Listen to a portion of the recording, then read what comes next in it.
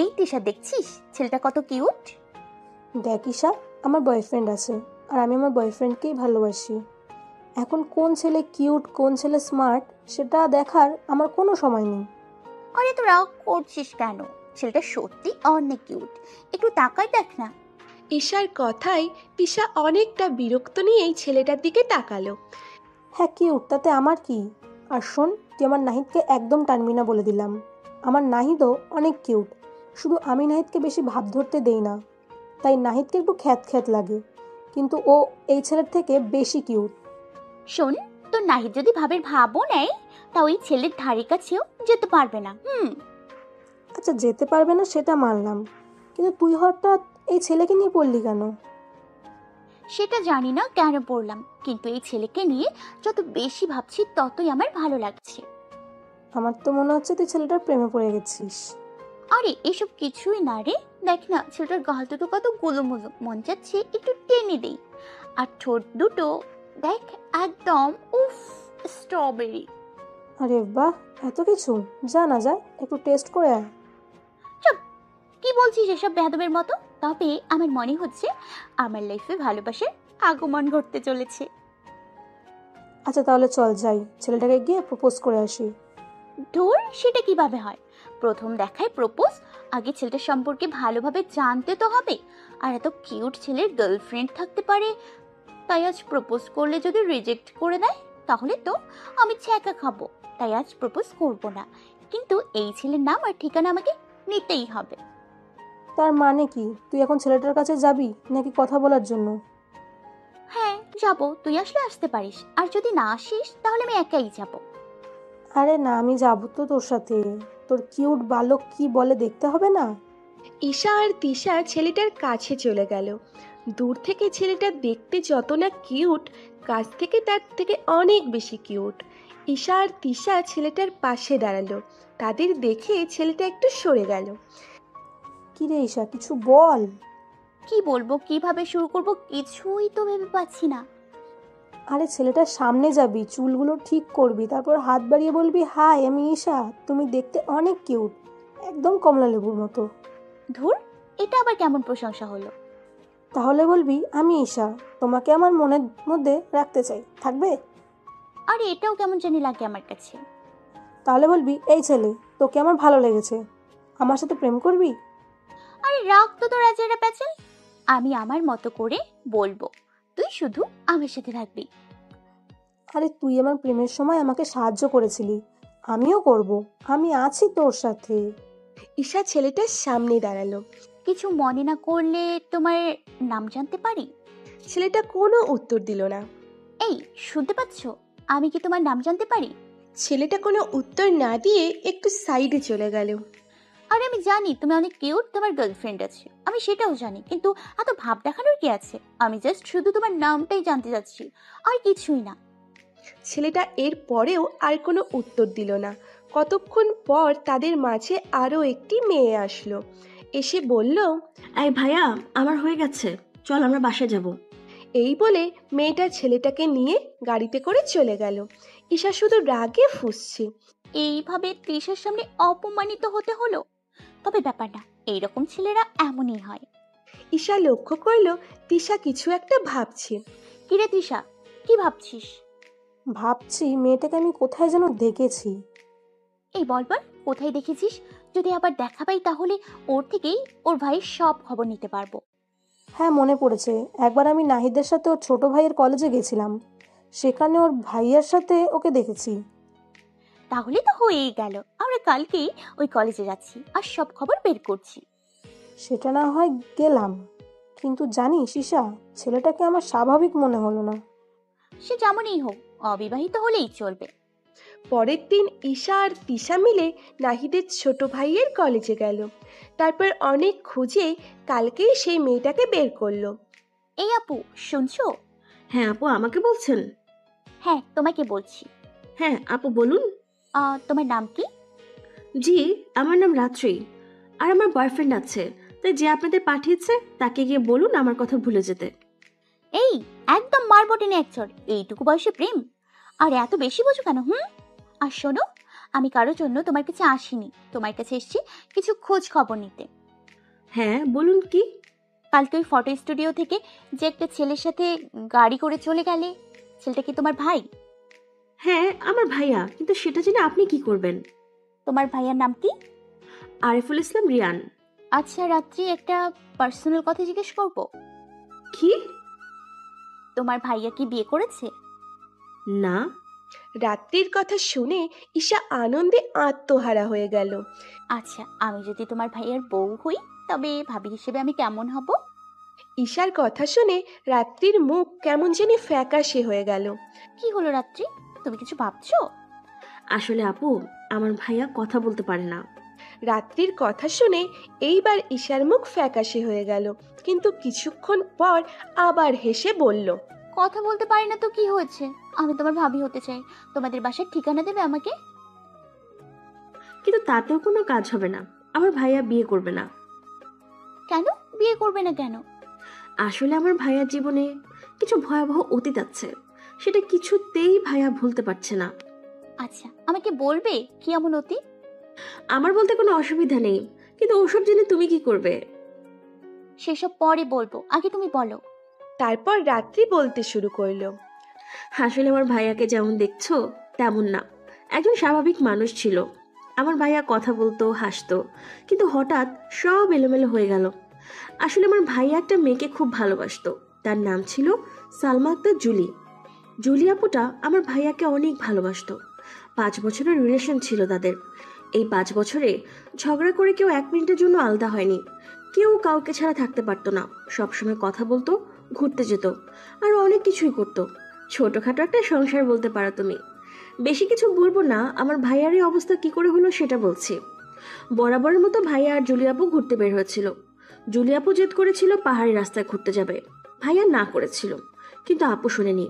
তো তারা ঘুরতে গেল।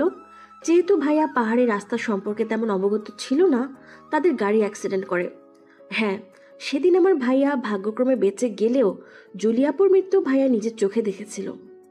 অনেক চেষ্টা করেও জুলি আপুকে বাঁচাতে পারেনি। জুলি আপুর মৃত্যুর পর ভাইয়া কেমন জানি হয়ে যেতে থাকে, একদম একা হয়ে যায়। কারোর সাথে কথা বলতো না, সময় মতো খেত না, সারাক্ষণ ফোন নিয়ে বসে থাকতো। প্রথমে ভাইয়া খুব কম কথা বলতো। আব্বু আম্মু ভেবেছিল জুলি আপুর রেখে যাওয়া স্মৃতিগুলোর কারণে ভাইয়া কিছুই ভুলতে পারছে না। তাই একদিন সবকিছু, মানে জুলি আপুর দেওয়া গিফট, তাদের সব ছবি, সব পুড়িয়ে ফেলেছিল। কিন্তু যখন ভাইয়া দেখলো ততক্ষণে অনেক কিছুই পুড়ে গেছিল, কিন্তু প্রায় সব জিনিসই আধা পোড়া ছিল। সেই সবগুলো ভাইয়া যত্ন করে রেখে দিয়েছে। আর ভাইয়া কেন জানি না সেদিন থেকে আর কোনো কথা বলে না।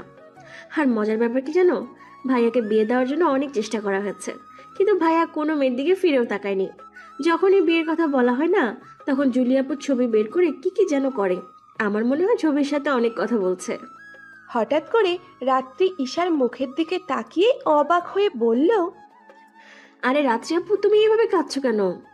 রাত্রির কাছে সবকিছু শুনে ঈশা নিজেও কান্না করে দিয়েছে। আরে আপু, তুমি কাঁদছো কেন? আমাকে একদম তুমি আপু বলবে না, ভাবি বলবে ভাবি। কিন্তু ভাইয়া। তোমার ভাই রাজি হোক বা না হোক, আমি তোমার ভাবি হতে চলেছি, সেটা তুমি জেনে রাখো। আপু, তুমি আমার ভাইয়াকে চেনো না, ও কাউকে বিয়ে করবে না। আবার আপু বলেছি না আমাকে ভাবি বলবে। আর শোনো, তোমাদের বাসার ঠিকানা দাও, আমি যত তাড়াতাড়ি সম্ভব আমার আব্বু আম্মুকে নিয়ে তোমাদের বাসায় যাচ্ছি। রাত্রি ওদের বাসায় ঠিকানা দিয়ে দিল। শোনো রাত্রি, এইসব কিছু এখন কাউকে বলবে না, আমি সব বলবো। হ্যাঁ জানি তোমার ভাইকে মানাতে কষ্ট হবে, তবে ব্যাপার না, তোমার ভাইয়া ঠিক মেনে নেবে। এই কথা বলে ঈশা চলে আসলো। ঈশা ওদের বাসায় এসে ওর আব্বু আম্মুকে ডাকতে শুরু করলো। কি রে মা, এমনভাবে চেঁচাচ্ছিলিস কেন? আম্মু, আমি বিয়ে করব। সেটা তো খুব ভালো কথা। আমি তোর আব্বুকে এক্ষুনি বলছি রকির আব্বুর সাথে কথা বলতে। ঈশার আম্মুর কথা শুনে ঈশা রেগে একদম আগুন। আম্মু, আমি কি একবার বলেছি আমি ওই রকি বদমাশকে বিয়ে করব? পুরো কথা না জেনে শুনে কেন অন্যটা ভেবে বসো বলো তো? তাহলে কি তোর আব্বুকে বলবো তোর জন্য ছেলে দেখতে? না আম্মু, ছেলে আমার দেখাই আছে, আমরা সবাই ছেলে বাসায় যাব। সে কি রে, কোন ছেলে? ছেলের বাসা কোথায়? ছেলে কি করে? এত সবকিছু তোমার এখন না জানলেও চলবে, আপাতত চলো আমরা ছেলের বাসা থেকে ঘুরে আসি। আর আম্মু শোনো, তোমার আর আব্বুর ছেলে পছন্দ হোক আর না হোক, আমি কিন্তু ওই ছেলেকেই বিয়ে করব। তাহলে আমাদের যাওয়ার কি দরকার? আর ছেলে দেখারই বা কি দরকার? তুই তো নিজেই সব ঠিক করে ফেলেছিস, এখন বিয়েটা তুই নিজেই করে নে। আরে আব্বু, তুমি রাগ করছো কেন? আমি তোমাদের একমাত্র মেয়ে, আমার জামাইকে তোমরা দেখবে না, সেটা কি হয়? আব্বুকে বলো কাল আমরা ছেলের বাসায় যাচ্ছি। মেয়ের জেদ সম্পর্কে ঈশার আম্মু ভালো করেই জানে, তবে সে এই বিষয়ে কিছুতেই সায় দিতে পারছে না। তার কেন জানি মনে হচ্ছে তার মেয়ে ভুল করতে যাচ্ছে, তবে একবার ছেলেকে দেখতে গেলে তো আর বিয়ে হয়ে যাবে না। তাই ঈশার আম্মু বলল, আচ্ছা ঠিক আছে, কালকে আমরা সবাই যাচ্ছি। ঈশা তার আম্মুকে জড়িয়ে ধরে একটা কিস দিয়ে ওর রুমে চলে গেল। এখন বারবার শুধু রিয়ানের কথাই মনে পড়ছে। একদিনের দেখাতে ঈশা রিয়ানকে অনেক ভালোবেসে ফেলেছে। সেদিন রাতে ঈশা আর ঘুমাতে পারল না। পরদিন দুপুরবেলা ঈশা ও ওর আব্বু আম্মু রিয়ানদের বাসায় গেল। কলিং বেল চাপতেই রাত্রি এসে দরজা খুলে দিল। আরে আপু তোমরা, আমি তো ভাবতেই পারছি না তুমি সত্যি সত্যি আমাদের বাসায় আসবে। আমি তো ভেবেছিলাম তুমি আমার ভাইকে নিয়ে মজা করছো। এখন তোমার ভাবনাটা পাল্টেছে তো? হ্যাঁ না না ভাবি। এই তো আমার লক্ষ্মী ননদের মতো কথা। যাও গিয়ে তোমার আব্বু মুখে ডেকে নিয়ে আসো। রাত্রি ঈশাদের বসতে দিয়ে রিয়াদের আব্বু আম্মুকে ডাকতে চলে গেল। কিছুক্ষণ পর রিয়ানের আব্বু আম্মু আসলো। ঈশা গিয়ে তাদের সালাম করলো। আরে থাক থাক মা, সালাম লাগবে না। ঈশার আব্বু বলল, হ্যাঁ, তার যার জন্য আসাম আপনার ছেলে আর আমার মেয়ের 4 হাত এক করে দিতে চাই। আসলে আমরা আপনার ছেলেকে দেখিনি, আমাদের মেয়ে আপনার ছেলেকে দেখে পছন্দ করেছে। আপনারা কি আমার ছেলের সম্পর্কে সবকিছু বিস্তারিত জানেন? আব্বু, ওনারা না জানলেও চলবে, আমি আপনার ছেলেকে নিয়ে সংসার করব, ওনারা না। মেয়ের এমন কথা শুনে ঈশার আব্বু আম্মু আর কিছু বলতে চেয়েও আর কিছুই বলতে পারলো না। কিন্তু সব কিছু জেনে একটা ডিসিশন নেওয়া দরকার, যাতে পরে কোনো ফ্যামিলি বলতে না পারে আমরা কিছু লুকিয়েছি। হ্যাঁ, সেটাই ভালো হবে। বলুন আপনার ছেলের সম্পর্কে। আসলে আমার ছেলে কথা বলতে পারে না, এমনিতেই সব ঠিক আছে, শুধু চুপচাপ থাকে। আব্বুর কাছে এমন কথা শুনে ঈশার আব্বু আম্মু কাশি দিয়ে উঠল। আচ্ছা আমরা তাহলে আজকে যাই, বাসায় গিয়ে আমাদের সিদ্ধান্তের কথা আপনাদের জানিয়ে দেব। তারা আর বেশিক্ষণ দেরি না করে চলে গেল। দূর, শুধু শুধু অপমানিত হওয়া। আর রাত্রি, তোর কি আক্কেল জ্ঞান কিছুই নেই? কোথাকার কোন মেয়ে এসে তোকে কি বললো আর তুই ধুর। শোন রাত্রি, এরপর থেকে কেউ কিছু জিজ্ঞেস করলে বলবি রিয়ান বিবাহিত আর ওর সংসার আছে, ও নিজের মতো করে ওর সংসার সাজিয়ে নিয়েছে। আর রিয়ান এখন কোথায় রে? ভাইয়া তো একটু আগেই বাইরে চলে গেছে। আচ্ছা, ওকে এই বিষয়ে কিছু বলিস না, বললে আবার মন খারাপ করে বসে থাকবে। অন্যদিকে ঈশাদের বাসায় ইশাম, তুই কি আর কোনো ছেলে খুঁজে পেলি না বিয়ে করার মতন? এমন একটা ছেলেকে তুই পছন্দ করলি যে কিনা কথাই বলতে পারে না। আমি এত কিছু শুনতে চাই না, আমি রিয়ানকে বিয়ে করব, এটাই আমার শেষ কথা। কিন্তু মা, ওই ছেলেকে বিয়ে করলে তোর জীবন বরবাদ হয়ে যাবে। বরবাদ নয়, আমার জীবন সুন্দর হয়ে উঠবে। কিন্তু আমরা তো ছেলেটাকে দেখলামই না।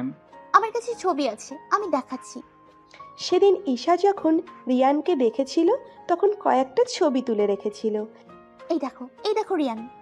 ঈশার আব্বু আম্মু ছবি দেখে বলল, এমনিতে তো সব ঠিক আছে, কিন্তু কথা হলো উফ আব্বু আম্মু, এই কথার বিষয়টা মাথা থেকে ঝেড়ে ফেলে দাও তো।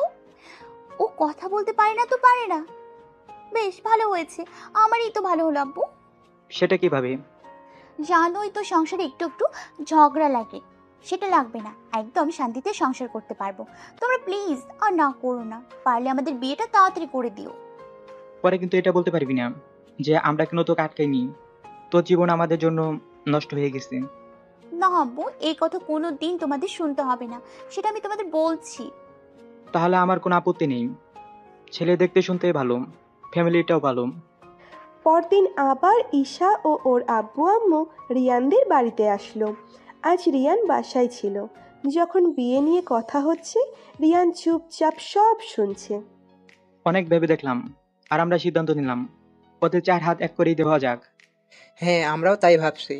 আপনার মেয়ে অনেক লক্ষ্মী, আর আমাদের মেয়ে আছে, আর কয়েকদিন পর তো শ্বশুরবাড়ি চলে যাবে। আব্বু, তুমি আমাকে পর করে দিতে চাচ্ছ? ব্যাপার সেটা না।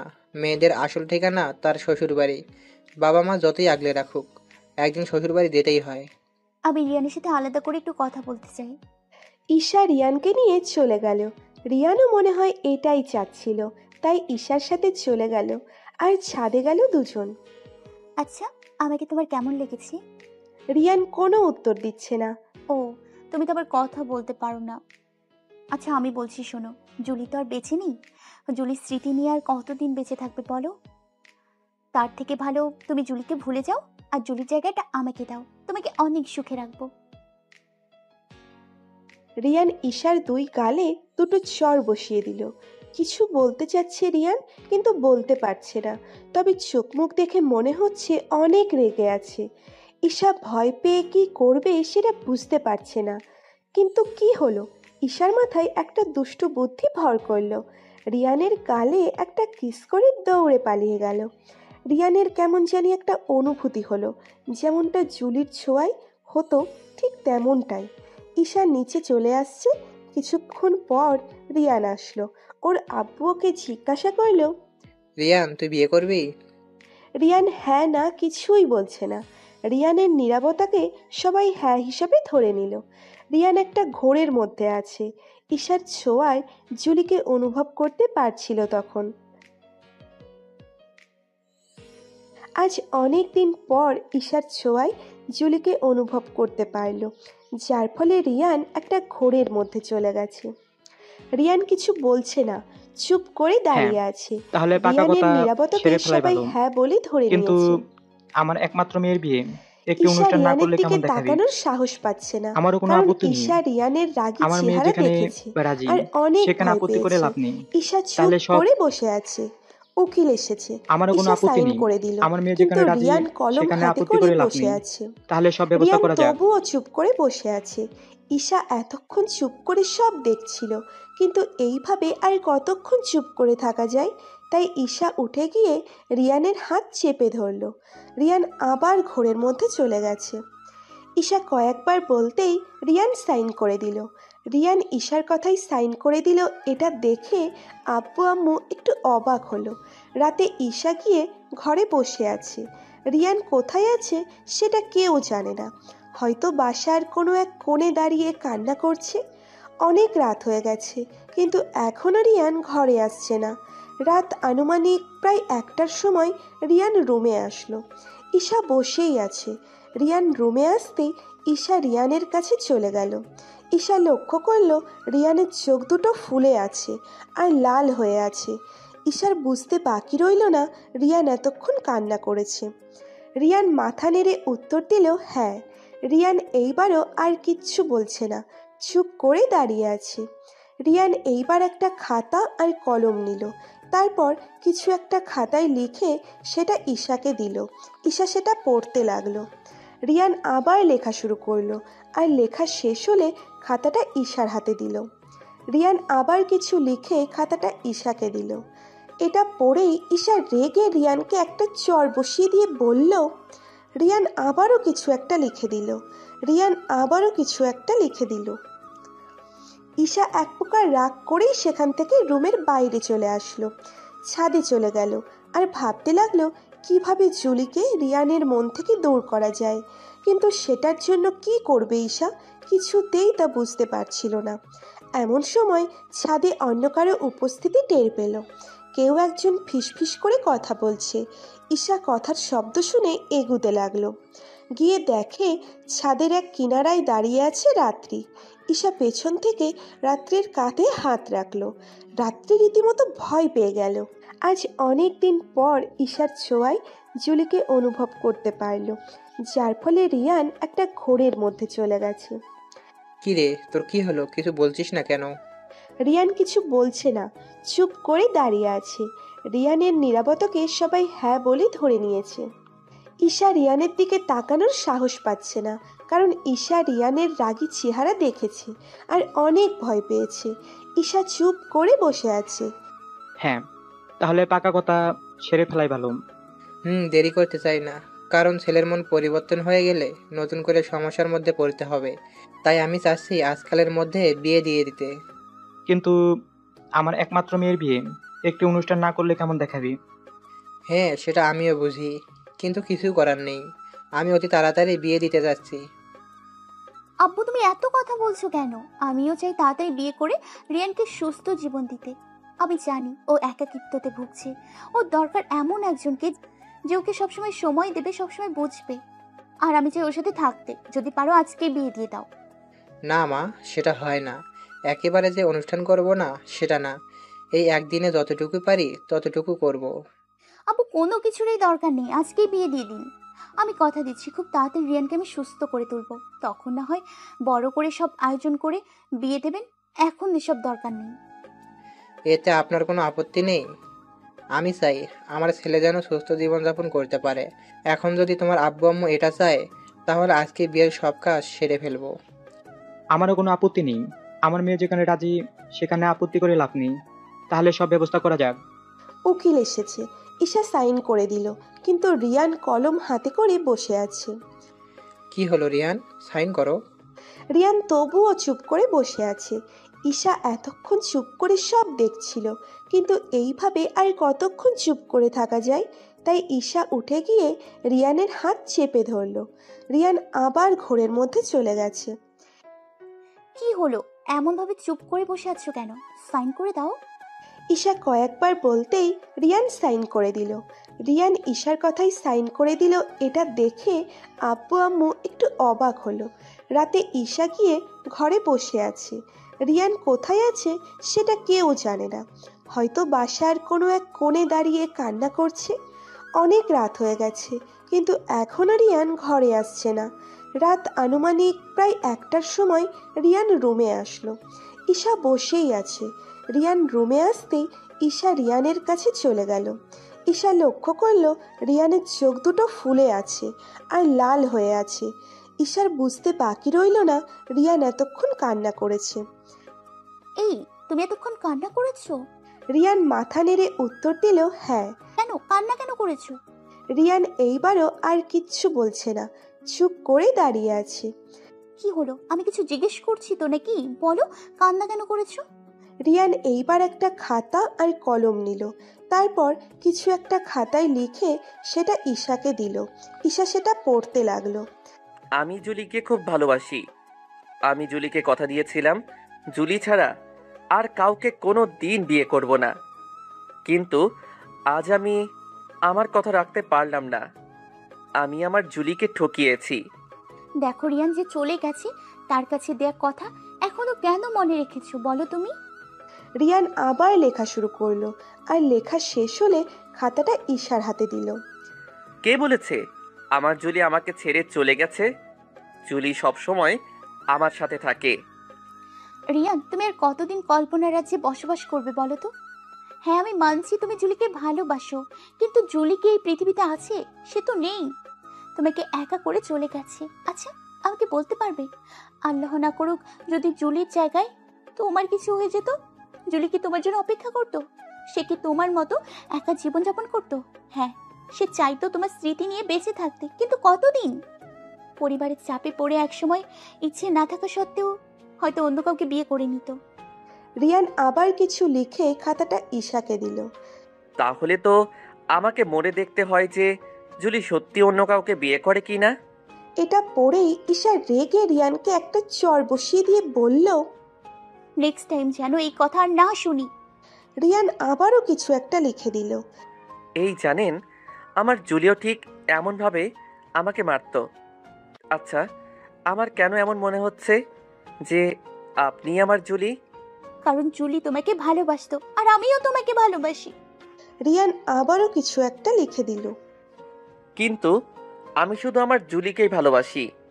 আমাদের দুজনের মধ্যে আর কেউ আসতে পারবে না। আর ওই, তুমি কথা বলো না কেন? কারণ আমার কথা বলার সমস্ত শক্তি আমি হারিয়ে ফেলেছি। জানেন, আমি চেষ্টা করলেও এখন আর কথা বলতে পারি না। তুমি আমাকে আপনি করে বলছো কেন? কারণ তুমি করে শুধু জুলিকেই বলেছি, আর তুমি ডাকটা শুধু জুলির জন্য। উফ, সেই কখন থেকে জুলি জুলি জুলি আর জুলি। পেয়েছোটা কি তুমি? যে মানুষটা কয়েক বছর আগে মারা গেছে, তাকে নিয়ে কেন এখনো পড়ে আছো? ঈশা এক প্রকার রাগ করেই সেখান থেকে রুমের বাইরে চলে আসলো। ছাদে চলে গেল আর ভাবতে লাগলো কিভাবে জুলিকে রিয়ানের মন থেকে দূর করা যায়। কিন্তু সেটার জন্য কি করবে ঈশা, কিছুতেই তা বুঝতে পারছিল না। এমন সময় ছাদে অন্য কারো উপস্থিতি টের পেল। কেউ একজন ফিসফিস করে কথা বলছে। ঈশা কথার শব্দ শুনে এগুতে লাগলো। গিয়ে দেখে ছাদের এক কিনারায় দাঁড়িয়ে আছে রাত্রি। ঈশা পেছন থেকে রাত্রির কাঁধে হাত রাখলো। রাত্রি রীতিমতো ভয় পেয়ে গেল। আরে ভয় পাবার কিছুই নেই। এত রাতে এখানে দাঁড়িয়ে কার সাথে কথা বলছো? কই কারোর সাথে না তো। দেখো, আমার কাছ থেকে কিছু লুকিও না। আমি শুনেছি তুমি একটু আগে কারোর সাথে ফিসফিস করে কথা বলেছিলে, আর সেদিন এটাও বলেছো তোমার বয়ফ্রেন্ড আছে, তাই আর লুকিয়ে লাভ নেই। হ্যাঁ, না মানে রানার সাথে কথা বলছিলাম। এই রানাটা আবার কে? আমার বয়ফ্রেন্ড। কি ভাবি তুমি এত রাত্রে এখানে কেন?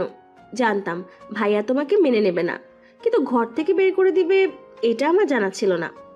উফ রাত্রি, তুমি সবসময় একটু বেশি বোঝো। আসলে তোমার ভাইয়া জুলিকে কিছুতেই ভুলতে পারছে না। সব কিছুতেই জুলি বোন আমার। তুমি তো প্রেম করো, আমাকে কিছু একটা আইডিয়া দাও না, যাতে করে তোমার ভাইকে লাইনে আনতে পারি। দেখো ভাবি, ভাইয়াকে লাইনে আনা তো সহজ না যতটা তুমি ভেবেছো। তবে তুমি চাইলে আমি তোমাকে পুরো সাহায্যটা করতে পারি। তাহলে তো অনেক ভালোই হয়। দেখো ভাইয়া যেহেতু জুলিকে ভুলতে পারছে না, তাহলে তুমি একটা কাজ করো। কি কাজ বলো? তুমি জুলির মতো চলতে শুরু করো। ভাইয়া জুলির কি পছন্দ করতো কি করতো না, জুলি কি পছন্দ করতো কি করতো না, এই সব কিছু তুমি করবে। দেখবে ভাইয়া তোমার মাঝে জুলিকে খুঁজতে শুরু করবে, আর এক সময় জুলিকে ভুলে গিয়ে তোমাকেই ভালোবাসবে। কিন্তু কিভাবে জানবো জুলি কি করতো আর না করতো? সে সব কিছুই ভাইয়ার কাছে আছে। ভাইয়ের কাছে মানে? ভাইয়া সবকিছু একটা ডায়েরিতে লিখে রেখেছে। তাহলে প্লিজ বোন, আমার ওটা আমাকে এনে দাও। কিন্তু একটা সমস্যা আছে। আবার কিসের সমস্যা? ডায়েরির অনেকটা অংশ পুড়ে গেছে। আরে ব্যাপার না, যেটুকু পড়ে গেছে সেইটুকু আমি আমার নিজের মতো করে সাজিয়ে নিব। আশা করি তোমার ভাইয়ের ভালো লাগবে। তাহলে যাও ডায়েরি নিয়ে কাজ শুরু করে দাও। আরে আমি কি জানি নাকি তোমার ভাইয়ের ডায়েরি কোথায় রেখেছে? তুমি আমাকে ডায়েরি এনে দিবে। ওরে বাবা, আমি পারবো না। ভাইয়া জানতে পারলে আমাকে খুব মারবে। তুমি যে রাকিবের সাথে প্রেম করো সেটা পাশে জানে? না, কেউ জানে না। যদি আমি জানিয়ে দিই তাহলে কেমন হবে? প্লিজ ভাবি, আমার সাথে এমন করো না। তাহলে চুপচাপ গিয়ে আমাকে ডায়েরিটা এনে দাও। আচ্ছা এনে দেবো, কিন্তু এর জন্য কিন্তু আমাকে পরে সাহায্য করতে হবে। হ্যাঁ বন্ধু, তোমাকে সাহায্য করব। তুমি যাও গিয়ে তাড়াতাড়ি ডায়েরিটা নিয়ে আসো। রাত্রি ডায়েরি আনতে চলে গেল। ঈশা চুপ করে দাঁড়িয়ে দাঁড়িয়ে এটা ওটা ভাবছে। কিছুক্ষণ পর রাত্রি চলে আসে। এই নাও তোমার ডায়েরি। ঈশা ডায়েরিটা নিয়ে বলল, যাও, অনেক রাত হয়ে গেছে, এখন রুমে গিয়ে ঘুমাও। আর তুমি কি করবে? এখন গিয়ে তোমার ভাইকে ইচ্ছে মতো পিটানি দিব। ঈশা রাত্রিকে রুমে পাঠিয়ে দিয়ে নিজেও রুমে চলে গেল। রুমে গিয়ে দেখে রিয়ান ঘুমিয়ে গেছে। ঘুমন্ত অবস্থায় রিয়ানকে কেমন লাগে সেটা আমি জানি না, তাই বলতে পারলাম না। ঈশা অনেকক্ষণ এক দৃষ্টিতে তাকিয়েছিল। তারপর ঈশার চোখেও ঘুম ভর করলো। কিন্তু ঘুমোলে চলবে না। জুলিকে প্রথম রিয়ান কি অবস্থায় দেখেছিল সেটা জানতে হবে, আর কাল সেই মতো কাজ করতে হবে। ঈশা ডায়েরিটা খুলে পড়তে শুরু করলো। তবে বেশি পড়ল না, কারণ তাহলে সব গুলিয়ে ফেলতে পারে। কিছুটা পড়ে ডায়েরিটা নিজের ব্যাগের মধ্যে রেখে রিয়ানের দিকে মুখ করে ঈশা শুয়ে পড়ল। অনেকক্ষণ রিয়ানের দিকে তাকিয়েছিল। তাকিয়ে থাকতে থাকতে কখন ঈশা ঘুমিয়ে গিয়েছিল সেটা ঈশা নিজেও জানে না। ফজরের আজান শুনে ঈশার ঘুম ভাঙল। ঈশা উঠে ফ্রেশ হয়ে রেডি হয়ে নিল, আর অপেক্ষা করছে রিয়ান কখন ঘুম থেকে উঠবে। রিয়ানের ঘুম ভাঙল, উঠে প্রথমে ফ্রেশ হয়ে নিল। আজ বাসা কেমন যেন চুপ হয়ে আছে। ফ্রেশ হয়ে নিচে আসলো, কাউকে পাচ্ছে না। সারা বাসা খুঁজলো, কিন্তু বাসায় কেউ নেই। রিয়ান ভাবলো হয়তো ছাদে আছে, তাই রিয়ান ছাদে চলে গেল, কিন্তু সেখানেও কেউ ছিল না। তারপর নিচে চলে আসলো। বাসায় ছোট্ট একটা বাগান আছে। রিয়ান নিচে এসে দেখে কেউ একজন কালো শাড়ি পরে বসে আছে। রিয়ান অনেকটাই অবাক হয়ে গেছে, কারণ রিয়ান যেদিন প্রথম জুলিকে দেখেছিল সেদিন জুলিও ঠিক একই রকমভাবে কালো শাড়ি পরে বাগানে বসেছিল। রিয়ানের মধ্যে এক প্রকার ঝড় শুরু হয়ে গেছে। রিয়ান আস্তে আস্তে এগোতে লাগলো কে সেটা দেখার জন্য। কাছে গিয়ে পেছন থেকে কাঁপা কাঁপা হাতে কাঁধে হাত দিল। সে পিছন ফিরে তাকালো, সাথে সাথে রিয়ান কাঁধ থেকে হাত নামিয়ে নিল। কি হলো, কাঁধ থেকে হাত নামিয়ে নিলে কেন? আর দেখো তো আমাকে কেমন লাগছে। রিয়ান কিছু বলছে না, চুপটি করে দাঁড়িয়ে আছে। কি হলো, কিছু তো একটা বলো, ভালো লাগছে আমাকে? রিয়ান মাথা নাড়িয়ে না উত্তর দিল। রিয়ান এমন উত্তর দেবে ঈশা সেটা আশা করেনি। ঈশা মন খারাপ করে বলল, তুমি একটা পচা, তোমার সাথে কথা নেই। এই কথা বলে ঈশা চলে আসলো। ঈশার পেছন পেছন রিয়ান আসলো। এসে দেখে আব্বু আম্মু রাত্রি সবাই আছে।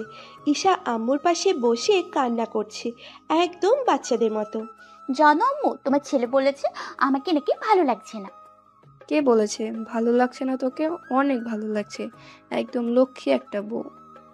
আম্মু আমাকে আর বলতে হবে না, আমি জানি আমাকে দেখতে খারাপ লাগছে।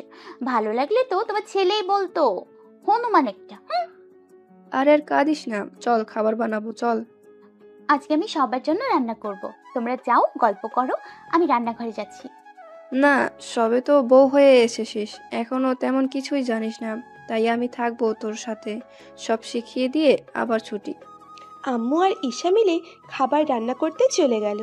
রিয়ানের আজ আরও বেশি করে জুলির কথা মনে পড়ছে, আর যতবার জুলির কথা মনে পড়ছে ততবারই কোনো না কোনোভাবে ঈশাকে লুকিয়ে লুকিয়ে দেখছে। পেছন থেকে দেখলে ঈশা আর জুলির মধ্যে কোনো পার্থক্য নেই, কিন্তু সামনে থেকে দেখলেই সব এলোমেলো হয়ে যাচ্ছে। তাই ঈশা যখন অন্যদিকে ঘুরে কাজ করছে, রিয়ান উকি দিয়ে দেখছে, আর এটা তখন রাত্রির নজরে পড়ল।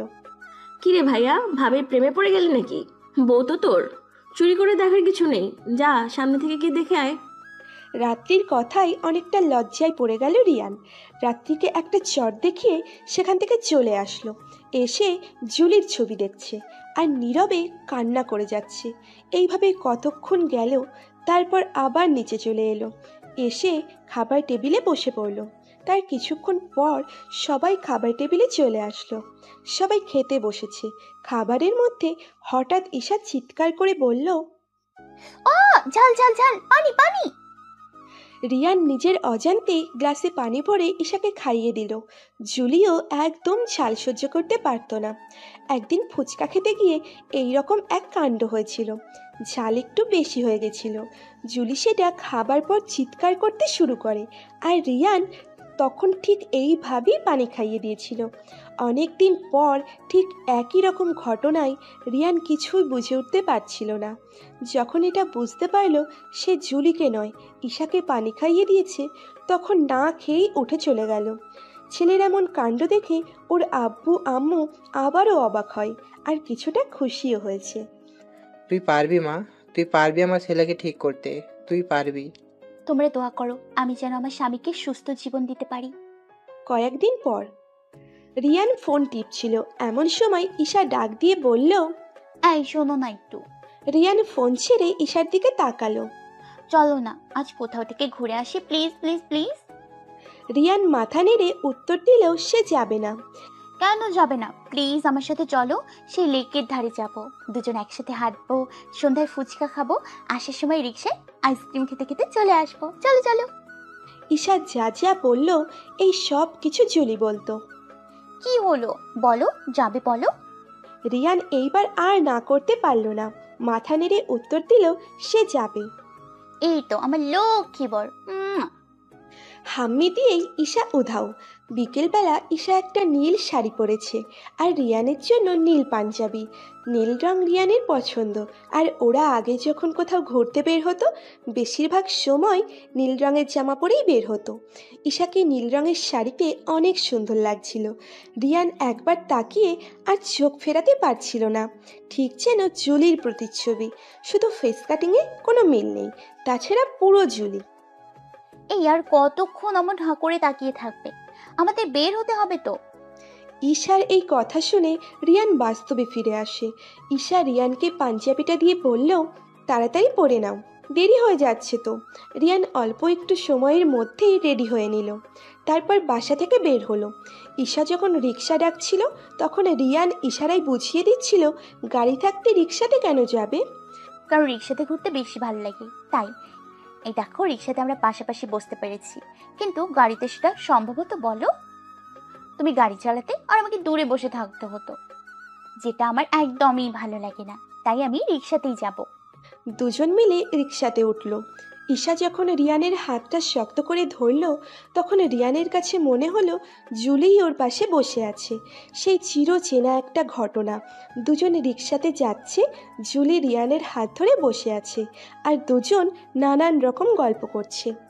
রিয়ানের মধ্যে শুধু একটাই কথা ঘুরছে, ঈশার ছোঁয়ায় কেন এমন মনে হচ্ছে যে জুলি তার সাথেই আছে? এমনটা কেন মনে হচ্ছে? সব কিছু ভাবতে ভাবতে তারা তাদের গন্তব্যে এসে গেছে। রিয়ান রিক্সা থেকে নেমে ভাড়াটা দিয়ে হাঁটা শুরু করলো। আজ কয়েক বছর পর রিয়ান এই লেকের ধারে আসলো। রিয়ান আনমনেই হাঁটছে, ঈশা পিছন পিছন হাঁটছে। এই তোমার কি হলো কি? এমন একদম চুপ হয়ে গেছে রে, কিছু মনে পড়েছে নাকি? রিয়ান কোনো উত্তর না দিয়ে এগোতে লাগলো। আচ্ছা, আমি কি তোমার হাত ধরে হাঁটতে পারি? রিয়ান কোনো উত্তর দিল না। ঈশা রিয়ানের হাত ধরে নিল। আজ কয়েক বছর পর সেই আগের ফিলিংস আসছে। ঈশা হাত আরও শক্ত করে চেপে ধরল, তারপর হাঁটতে শুরু করলো। জানো, আজ অনেক দিন পর আমি আমার জুলিকে অনেক বেশি অনুভব করতে পারছি। হঠাৎ রিয়ান এই কথা বলে উঠল।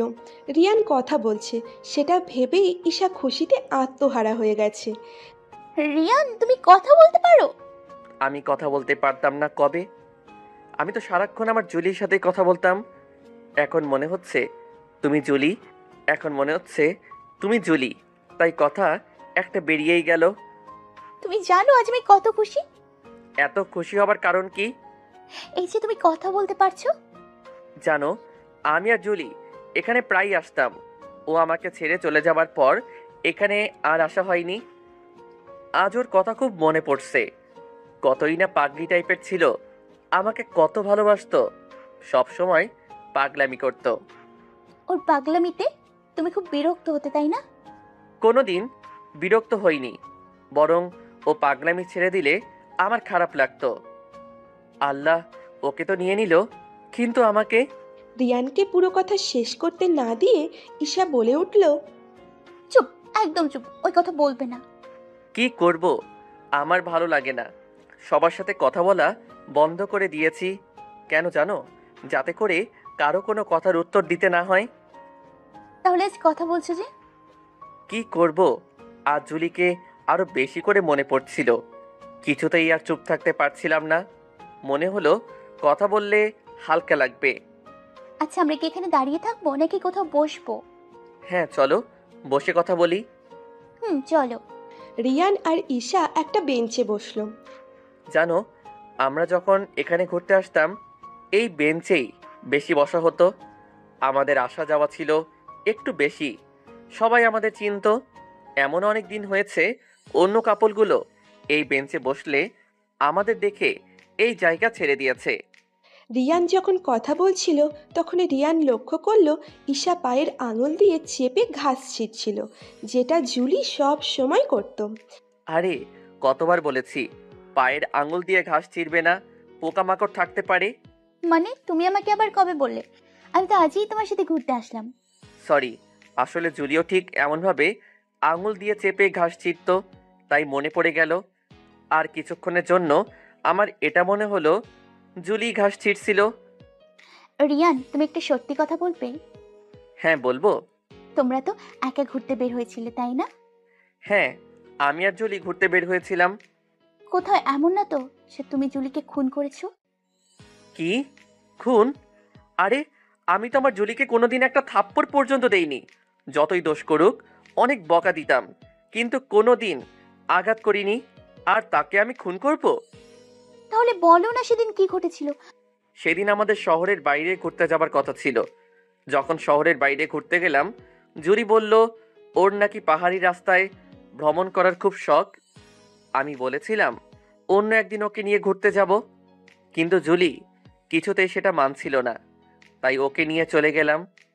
তবে একটা কিছু আমি লক্ষ্য করেছিলাম যে আমার চেনা জুলি আর সেদিনের জুলির মাঝে একটু চেঞ্জ ছিল। গালটা ফোলা ছিল, আর জুলি কখনো কপালে টিপ দিত না, কিন্তু সেদিন দিয়েছিল। আমি জিজ্ঞাসা করতেই জুলি সেটা এড়িয়ে গিয়েছিল। পাহাড়ি রাস্তা ছিল আর সেদিন বৃষ্টি হয়েছিল। গাড়ি চালাতে আমার খুব সমস্যা হচ্ছিল।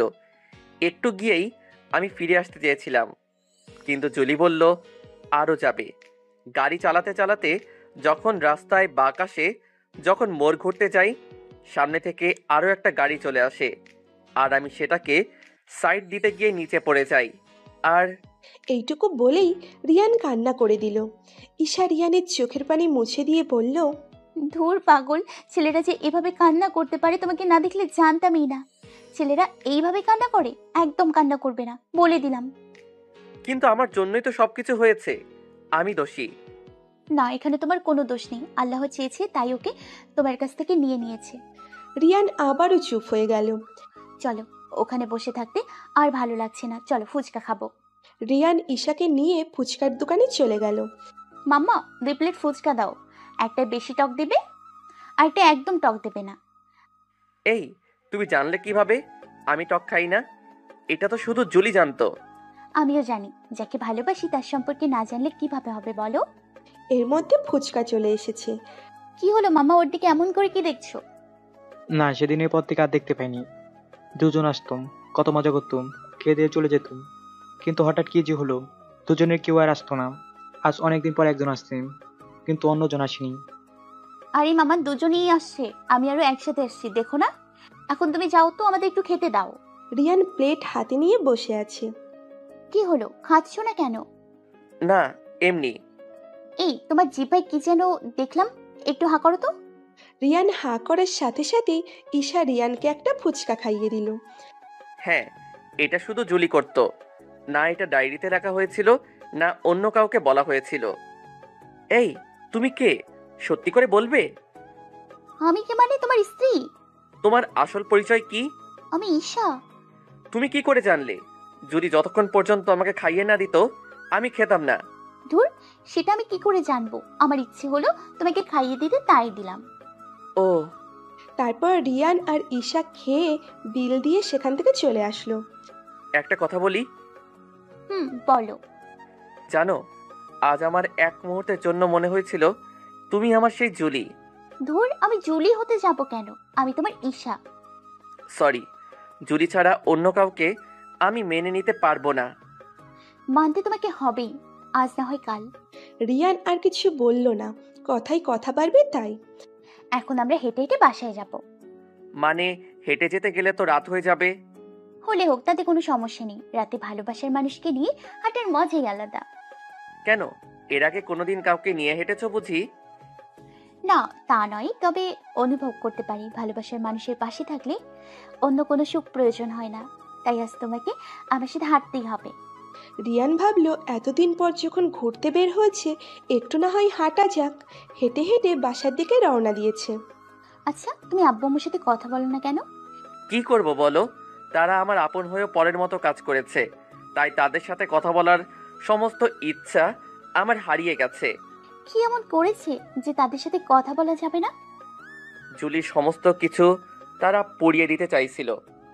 জানো, ওর কত স্মৃতি মিশেছিল, এখন সব আধা পোড়া। তারা তো তোমার ভালোর জন্যই করেছে এমনটা। ভালো না ছাই, আমার ভালো কাউকে দেখতে বলেছিলাম আমি? এই, তুমি রেগে যাচ্ছ কেন? স্বভাবটা কি আর পাল্টাবে না তোমার? অল্প একটুতেই রেগে যাওয়াটা। রাগার মতো কথা বললে রাখবো না তো কি করব? আচ্ছা বাবা, রাগ করে থাকতে হবে না। তারপর নানান কথা বলতে বলতে তারা বাসায় চলে আসলো। নিচে কারোর সাথে কোনো কথা না বলে রিয়ান উপরে ওর রুমে চলে গেল। ঈশা যখন রুমে আসলো, তোমাকে অনেক অনেক ধন্যবাদ। কেন ধন্যবাদ কেন? আজ অনেক দিন পর আগের সেই দিনগুলো উপহার দেওয়ার জন্য। আরে এটা তো মাত্র শুরু। আরে আরিয়ান, এটা তো মাত্র শুরু, সামনে দেখো আরো কত কিছু হয়। রিয়ান আবার নিচে চলে গেল। অনেকদিন কাছের মানুষগুলোর সাথে ভালো করে কথা হয় না। রিয়ান নিচে গিয়ে ওর আব্বু আম্মুকে ডাকতে শুরু করলো। আব্বু আম্মু, একটু এই দিকে আসো। ছেলের ডাক শুনে আম্মু তো দৌড়ে চলে এসেছে। আমার ছেলে কথা বলছে। হ্যাঁ, আমার ছেলে কথা বলছে। আজ অনেক দিন পর আমার ছেলে আমাকে আম্মু বলে ডেকেছে। ভাইয়া, তুই কথা বলতে পারছিস? আমি জানতাম ভাইয়া ভাবি পারবে তোকে ঠিক করতে। ও কিছুই করেনি, আমার এখন ইচ্ছে হচ্ছে তাই কথা বলছি। ভাইয়া তুই যতই বলিস, তুই তো এতদিন একটা ঘোরের মধ্যে ছিলি। ভাবি সেটা দূর করে দিয়েছে। ভাবি কোথায় রে? আমি কি করে বলবো তোর ভাবি কোথায়? যা গিয়ে নিজে খুঁজে নে। ভাইয়া এভাবে বলছিস কেন? আমার ভালো লাগছে না তোদের কথা, তাই। আমি তো আমার ইচ্ছাতেই কথা বলেছি, কিন্তু তার ক্রেডিট তোরা বারবার ওকে কেন দিচ্ছিলি? সরি ভাইয়া। সরি বলতে হবে না। আম্মু আব্বু কোথায় গেছে? তোর আব্বু একটু বাইরে গেছে, একটু পরে চলে আসবে। আচ্ছা আম্মু, আমার ক্ষুধা লেগেছে, কিছু খেতে দাও। একা কেন খাবি? যা বৌমাকে ডেকে নিয়ে আয়। আমি ডেকে আনতে পারবো না। আমাকে ডাকতে হবে না, আমি চলে এসেছি আম্মু। আমি তো রান্না করছি। রিয়ানের নাকি ক্ষুধা লেগেছে, তুই একটু বেড়ে দে তো। আচ্ছা আম্মু, তুমি চিন্তা করো না, আমি ওকে খাবার বেড়ে দিচ্ছি। রিয়ান একটা জিনিস কিছুতেই বুঝতে পারছে না, ঈশার সামনে আসলে ও রাগ করতে পারে না কেন? এমনিতে তো ওর কথা শুনলেই প্রচুর রাগ হয়, কিন্তু এখন কেন রাগ হচ্ছে না? ঈশা খাবার বেড়ে দিল। রিয়ান প্লেটে শুধু হাত দিয়ে খাবারগুলো নেড়ে যাচ্ছে, কিচ্ছু খাচ্ছে না। কি হলো, তুমি খাবে নাকি শুধু শুধু এমন ভাবে খাবার নেড়ে যাবে, নাকি তোমাকে খাইয়ে দিতে হবে? ভাবি তুমি কেন বোঝো না? ভাইয়া তোমার হাতে খাবে বলে নিজে কিছুই খাচ্ছে না। দাও ভাবি, ভাইয়াকে খাইয়ে দাও। কিন্তু তোমার ভাই তো সেটাও বলছে না ও আমার হাতে খাবে। ভাবি আমার ভাইয়া তো একটু লাজুক স্বভাবের, তাই নিজের মুখে কিছু বলছে না। তুমি খাইয়ে দাও, দেখবে ভাইয়া কোনো কিছু না বলে চুপচাপ খেতেই থাকবে। রাত্রির কথা শুনে ঈশা রিয়ানকে খাইয়ে দিতে যাবে, তখন রিয়ান বলল, এই, আমি কি তোমাকে একবারও বলেছি আমি তোমার হাতে খাবো? না বলনি। তাহলে আমাকে খাইয়ে দিতে আসছো কেন? আমি ভাবলাম তুমি সত্যি আমার হাতে খাবে, তাই নিজের হাতে কিছু খাচ্ছিলে না। তুমি এটা কিভাবে ভাবলে শুনি? শুনো, আমি শুধু জুলির হাতে খেয়েছি, অন্য কোনো মেয়ের হাতে কিছু খাওয়ার আমার কোনো ইচ্ছা নেই। আর ভুলেও আমাকে খাইয়ে দেওয়ার কথা ভাববে না, বলে দিলাম। আর তুমি কি ভেবেছো তুমি জুলির মতো আচরণ করবে আর আমি সেটা দেখে তোমাকে ভালোবেসে ফেলবো? যদি এটা ভেবে থাকো তাহলে তুমি ভুল ভাবছো। আমি কেন না খেয়ে বসেছিলাম জানো? কারণ এটা আমার অভ্যাস। আগে যখন জুলি ছিল ওর সাথে আমার কথা হতো, তখন আমি খাবার নিয়ে বসে থাকতাম, কারণ আমি না বললে ও কখনো খেত না। আর আমি বলার পর ও খাবার খেতে বসে আমাকে এসএমএস করতো। তাই এটা আমার অভ্যাস হয়ে গেছে, খাবার প্লেট সামনে নিয়ে বসে থাকা। রাত্রি, তুমি এই ব্যাপারে কিছু জানতে? না মানে ভাবি, হ্যাঁ জানতাম। সবকিছু জেনেও কেন আমাকে তুমি মিথ্যে বললে? তুমি এত কথা না বললে আমাকে এত কথা শুনতে হতো না। ভালো লাগে না আর আমার এইসব। একটা মানুষ মরে গেছে, তার দেহ পচে গলে গেছে, আর তোমার এই সাইকো ভাই তাকে নিয়েই পড়ে আছে। ঘুম থেকে উঠে ঘুমোতে যাওয়ার আগ পর্যন্ত জুলি জুলি জুলি আর জুলি। কেন এখনো একটা মরা মানুষকে নিয়ে পড়ে আছে? রাত্রি, ওকে আমার পার্সোনাল ব্যাপার নিয়ে কথা বলতে না কর। তোমার পার্সোনাল ব্যাপার মানে? আমি তোমার স্ত্রী, সেটা ভুলে গেছো নাকি? আর স্বামী স্ত্রী মাঝে পার্সোনাল ব্যাপার বলে কিছুই থাকে না। রিয়ান এবার রেগে গেল, খাবার প্লেট ছুঁড়ে ফেলে দিয়ে বলল, খাবই না। এই কথা বলে উঠে চলে গেল। রিয়ান চলে যাবার পর ঈশা রাত্রিকে জড়িয়ে ধরে কান্না করে দিল। কান্না করো না ভাবি। কি করবো আমি, তুমি কি বলতে পারো? আমিও তো একটা মানুষ।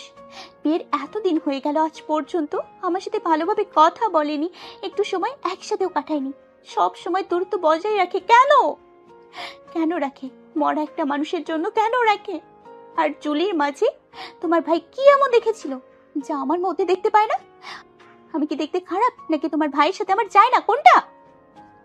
ভাবি তুমি ভেঙে পড়ো না। আসলে ভাইয়া জুলিয়াপুকে অনেক ভালোবাসতো, তো এমন হচ্ছে। কিন্তু ভাইয়া একটু একটু করে সেখান থেকে বের হয়ে আসছে।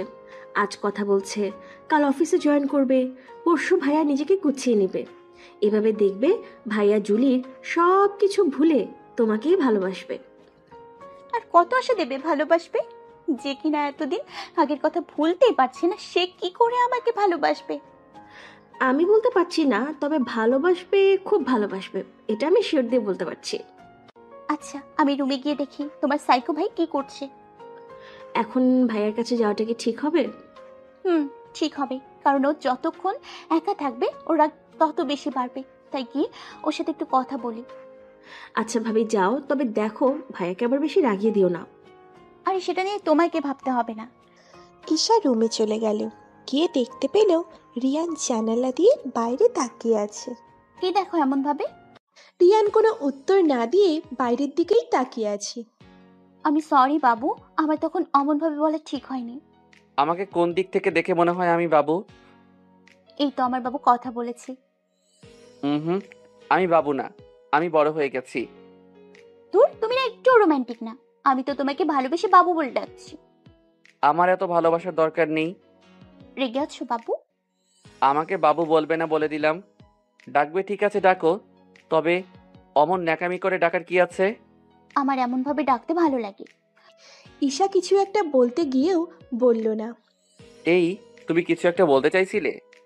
না মানে, আমি তো বাবু বলতে যাচ্ছিলাম, কিন্তু তুমি তো রাগ করো, তাই বললাম না। না, তুমি বাবু বলতে চাচ্ছিলে না। রিয়ান দেখো, তোমার পেছন তেলাপোকা। রিয়ান লাফ দিয়ে সেখান থেকে চলে আসলো। তেলাপোকা তোমার পেছনে আসছে, দেখো দেখো। রিয়ান দৌড়াচ্ছিল, সময় সুযোগ বুঝে ঈশা রিয়ানকে ধাক্কা দিল। রিয়ান পড়ে যাচ্ছিল বলে ঈশাকে ধরলো, আর ঈশাকে ধরেই বিছানার উপর পড়ে গেল। রিয়ান নিচে আর ঈশা রিয়ানের উপরে। রিয়ান আর নিজের মধ্যে নেই। ঈশার চোখ গেল রিয়ানের ঠোঁটের দিকে, যেটা অনেক দিন থেকেই লক্ষ্য করে আসছে। আজ আর সুযোগ হাতছাড়া করবে না।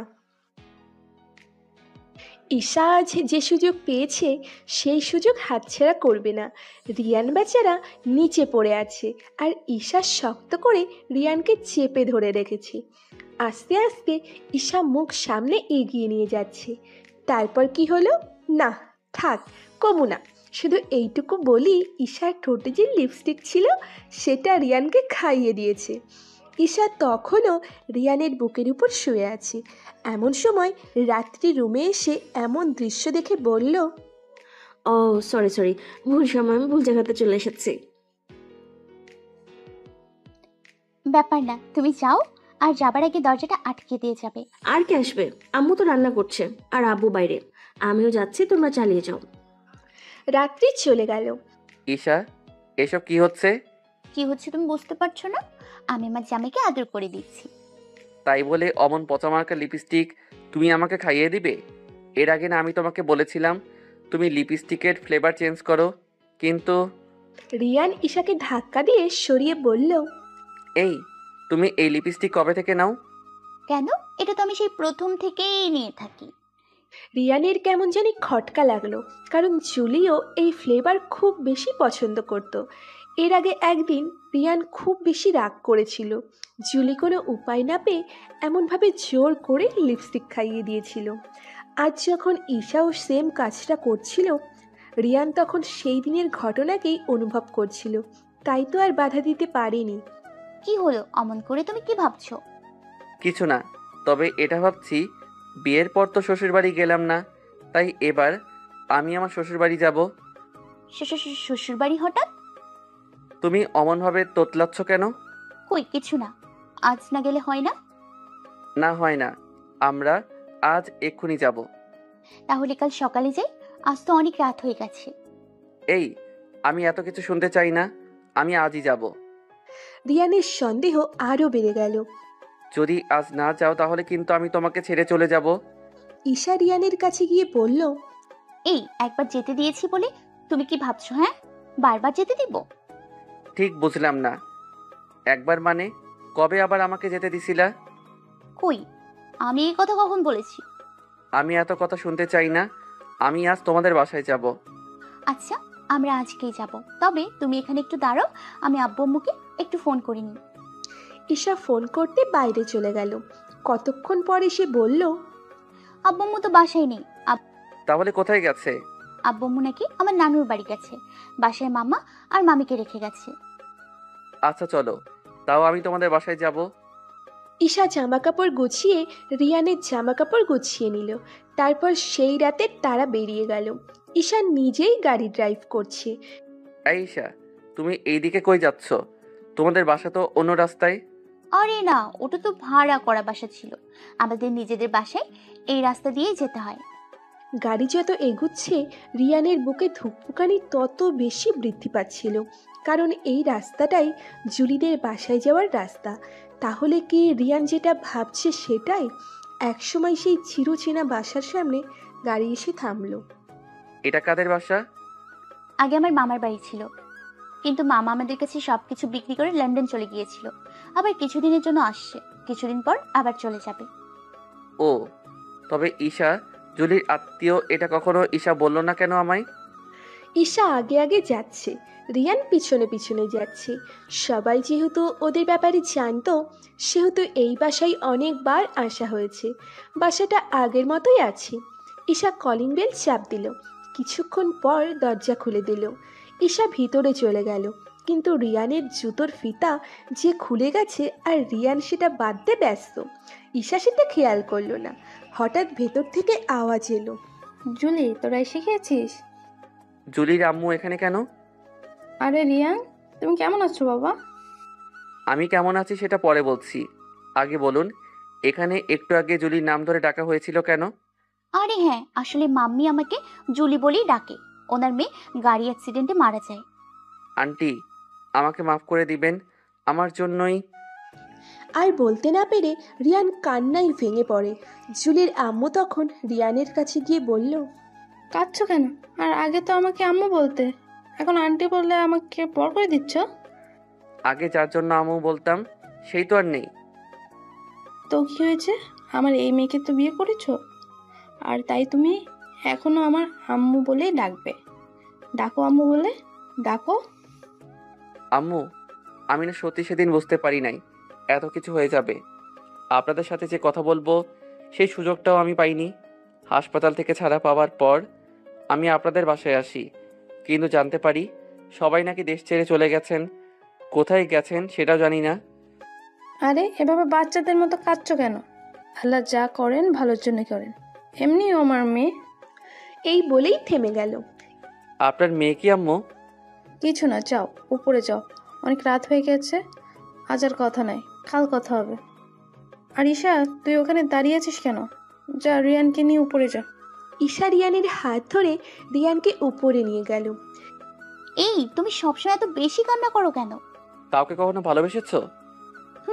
বেশিছি তো। তাকে ছাড়া থাকা কত কষ্টের সেটা তো বুঝতে পারো। তাকে ছাড়া থাকা কষ্টের, কিন্তু আমি তো তাকে ছাড়া থাকবো না। এই যে তোমাকে সবসময় আমার কাছেই বেঁধে রাখবো। আচ্ছা তুমি যাও, ফ্রেশ হয়ে আসো, আমাকে একটু একা থাকতে দাও। আচ্ছা তুমি এখন বসো, আমি ফ্রেশ হয়ে আসি। ঈশা যখন যাচ্ছিল তখন রিয়ান খেয়াল করে দেখল ঈশার পিঠে একটা তিল, আর তিলটা অন্যান্য তিলের থেকে একটু বড়, যেটা জুলির পিঠেও ছিল। এইবার রিয়ানের পুরোপুরি সন্দেহ হলো এটাই জুলি। কোনোভাবে শুধু মুখের গঠন চেঞ্জ করেছে। আজ একটা সমাধানে আসা যাক। আর একেবারে শিওর হবার জন্য রিয়ান একটা প্ল্যান করলো। ঈশা ফ্রেশ হয়ে বের হবার পর বলল, ঈশা, তোমাকে একটা রিকোয়েস্ট করব, রাখবে? অবশ্যই রাখবো, বলো কি রিকোয়েস্ট? হাত ছাড়া তোমার কোনো জামা আছে? হ্যাঁ আছে, কিন্তু কেন? সেটা পরে এখন আমার সামনে একটু আসবে প্লিজ। মনে হচ্ছে আজ আমার বরটার রোম্যান্স করার শখ জেগেছে। ওকে, তুমি একটু অপেক্ষা করো, আমি এক্ষুনি পরে আসছি। কিছুক্ষণ পর ঈশা হাতা ছাড়া জামা পরে রিয়ানের সামনে এসে দাঁড়ালো। এই যে চলে এসছি।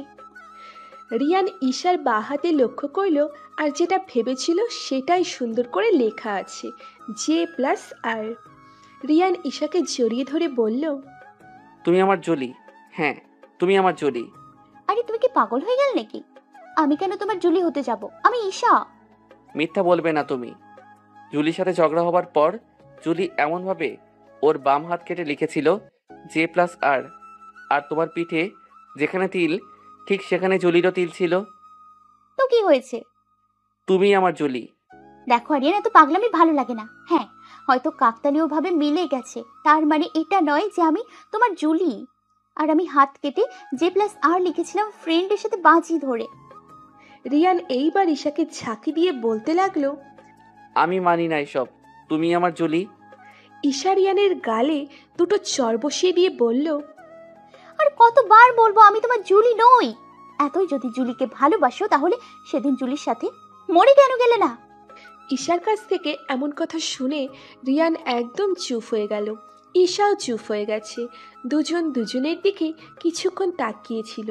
তারপর রিয়ান সেখান থেকে চলে আসতে লাগলো। এই, তুমি এত রাতে কোথায় যাচ্ছ? রিয়ান কোনো প্রতিউত্তর না দিয়ে বাসা থেকে বেরিয়ে হাঁটা ধরল। পেছন পেছন ঈশাও আসছে আর বলছে, আরিয়ান, আরিয়ান, এভাবে যাচ্ছ কোথায়? আমার কথা শোনো, দাঁড়াও। কিন্তু রিয়ানের দাঁড়াবার কোনো লক্ষণ নেই।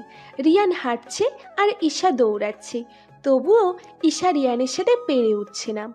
রিয়ানের চোখ দিয়ে অনবরত পানি পড়ছে আর ভাবছে, হ্যাঁ এটা জুলি। না, কারণ জুলি হলে এমন কথা কোনো দিন বলতো না। ঈশা ভাবছে, না এটা আমি কি করেছি, রাগের মাথায় একটু বেশি করে ফেলেছি। হাঁটতে হাঁটতে রিয়ান সেই লেকের ধারে চলে গেছে। লেকের পাশে সরকার লাইটের ব্যবস্থা করে দিলেও চোরেরা অনেকগুলো লাইট চুরি করে নিয়ে গিয়েছে, তাই অনেক জায়গাতেই অন্ধকার। রিয়ান গিয়ে অন্ধকারে একটা জায়গায় বসলো। ঈশাও রিয়ানের পাশে বসলো। রিয়ান ঈশার দিকে না তাকিয়ে আনমনে সামনের দিকে তাকিয়ে আছে। অনেকক্ষণ নীরবতা। ঈশাই নীরবতা ভেঙে বলল, আর কতক্ষণ এখানে এভাবে বসে থাকবে? চলো বাসায় চলো, রাত হয়ে যাচ্ছে। কি হলো, আমি কিছু বলেছি তো? বাসায় চলো, রাত বাড়ছে। আমি যাব না। যাবে না মানে কি? এখানে কি এভাবে বসে থাকবে নাকি? হ্যাঁ থাকবো। বাসায় চলো বলছি। আমার সময় হলে আমি চলে যাব। সময় না, তোমাকে এক্ষুনি আমার সাথে বাসায় যেতে হবে। বলছি তো আমি যাব না। কান দিয়ে যাচ্ছে না নাকি? হ্যাঁ যাচ্ছি না, কিন্তু তুমি এখানে বসে থাকবে কেন? আমার এখানে বসে থাকতে ভালো লাগছে, তাই থাকবো। যাও তো, আমাকে একটু একা থাকতে দাও, আমার ভালো লাগছে না। রাগ করেছো? রাগ? কার উপর রাগ করব? কার উপর মানে? আমার উপর রাগ করেছো তুমি? না, একটু রাগ করিনি তোমার উপর। উল্টো আমি তোমার কথায় অনেক খুশি হয়েছি জানো। খুশি হয়েছো মানে? ওই যে তুমি বললে না আমি এত জুলি জুলি করি, আর জুলিকে এত যদি ভালোবাসি, ওর সাথে মরে গেলাম না কেন? হ্যাঁ সত্যি, সেদিন আল্লাহ কেন যে আমাকে নিয়ে নিল না। আমি এখন সবার কাছে একটা বোঝা হয়ে গেছি। সত্যি এখন আর বেঁচে থাকতে ভালো লাগে না। আত্মহত্যা পাপ, যদি পাপ না হতো নিজেকে শেষ করে দিতাম আমি। এই তুমি সব কি বলছো? কেন, বল কি কিছু বলেছি আমি? তুমি না একটু আগে এই কথা বললে। আমি তো রাগের মাথায় বলে ফেলেছি, তার জন্য কি তোমার মন খারাপ করে বসে থাকতে হবে? আমি কই মন খারাপ করে বসে আছি? তুমি না বলে আমি বুঝতে পেরেছি। বেশি বোঝা ভালো না, আমি মোটেও মন খারাপ করে নেই। আমি জানি তোমার মন খারাপ। চলো না, বাসায় চলো। তুমি চলে যাও, আমি আজ বাসায় যাব না। তোর তো বাসায় কি করে একা যাব? সাথে তো গাড়িও আনিনি। তুমি কি করে যাবে সেটা তোমার ব্যাপার। এমন ভাবে কেন বলছো? রাস্তায় যদি আমার কিছু হয়ে যায় তখন কি করবে? রিয়ান কিছুক্ষণ কিছু একটা ভেবে বলল, আচ্ছা চলো। রিয়ান ঈশাকে বাসায় দিয়ে আবার বেরিয়ে যায়। তবে ঈশা এবার সেটা জানতে পারেনি। পরদিন সকালে ঈশা ঘুম থেকে উঠে দেখে রিয়ান বাসায় নেই। ফোন দেয় রিয়ানের নাম্বারে। হ্যালো, বলো। তুমি কোথায়? বাসায় নেই কেন? আমি তো একটু বেড়াতে এসেছি। বেড়াতে গেছো মানে?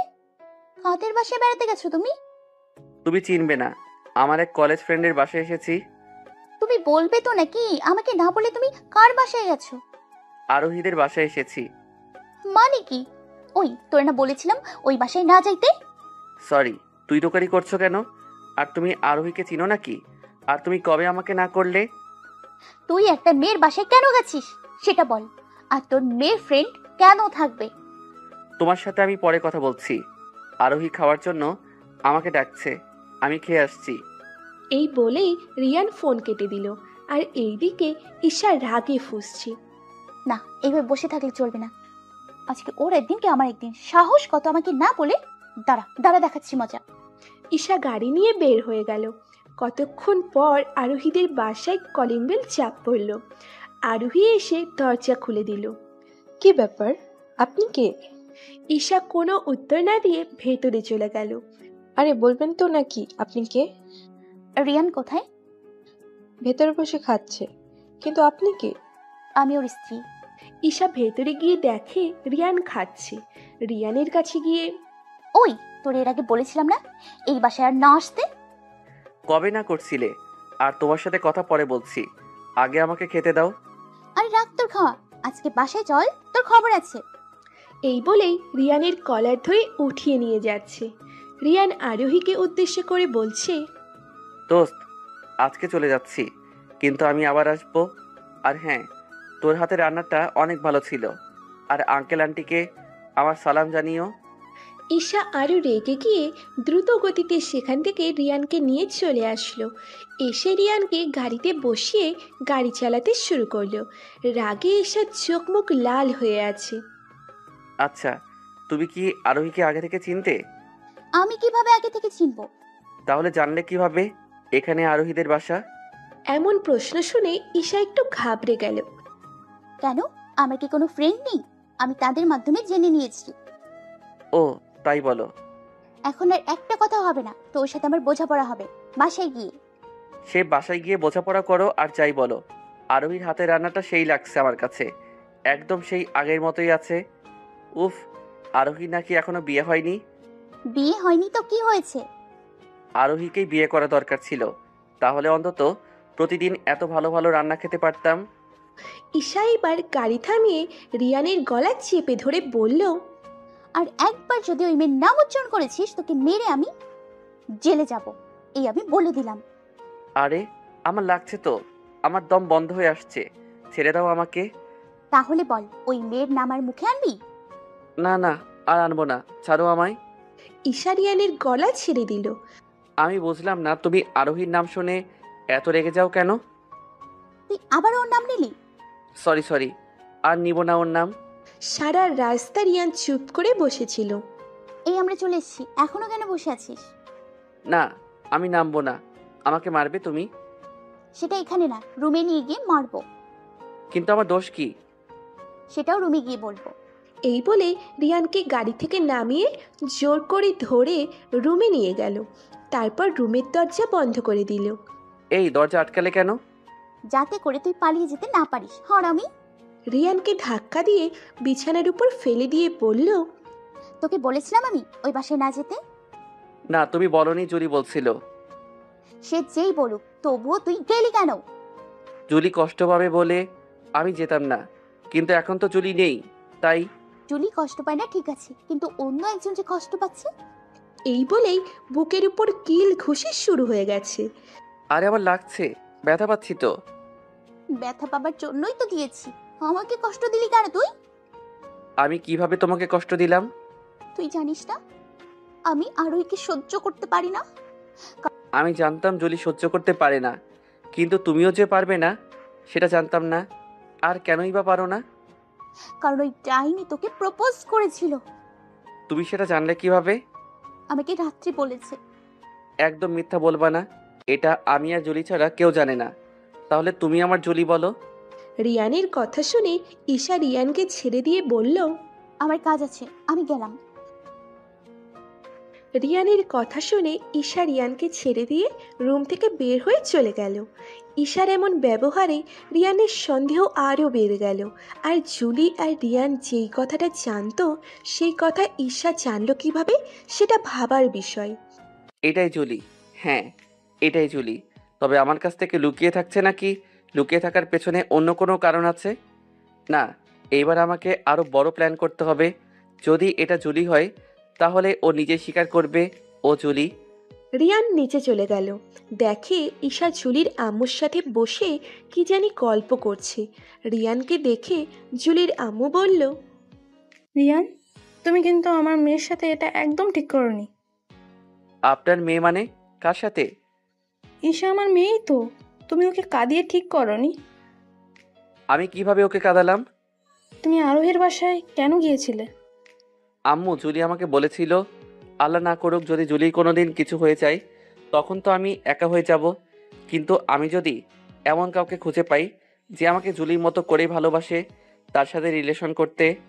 না আম্মু, আমি কোনোদিন ওকেই। কি হলো, থেমে গেলে কেন? আর আমি এমন কাউকে খুঁজে পেয়েছি, তাই আমি তার সাথে রিলেশন করব। জুলিকে দেওয়া কথা আমি ফেলতে পারবো না। তার মানে কি রিয়ান, তুমি কি এখন ঈশাকে ছেড়ে অন্য কারোর সাথে রিলেশন করবে নাকি? দেখুন আম্মু, জুলিকে আমি নিজের থেকেও বেশি ভালোবাসতাম।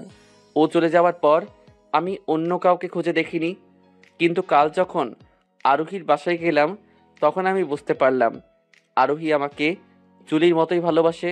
তাই আমি আরোহীর সাথে রিলেশন করে জুলিকে দেওয়া কথা রাখতে চাই।